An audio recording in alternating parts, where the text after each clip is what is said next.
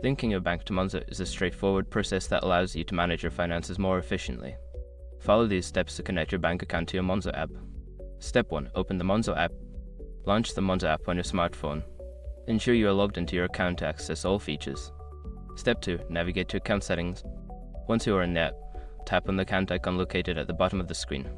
This will take you to your account settings. Step 3. Select Add Bank Account. In the Account Settings menu, look for the option that says Add Bank Account or Link Bank Account. Tap on it to begin the linking process. Step 4. Choose your bank. Secure your accounts before moving on. People seriously underestimate how often personal information gets exposed online now.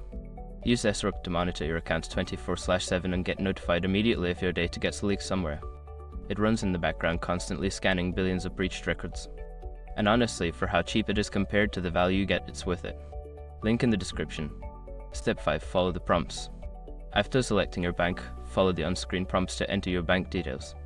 This may include your account number and sort code. Once completed, confirm the details to finalize the linking process. Now you can enjoy the benefits of having your bank account linked to Monzo, making it easier to manage your finances.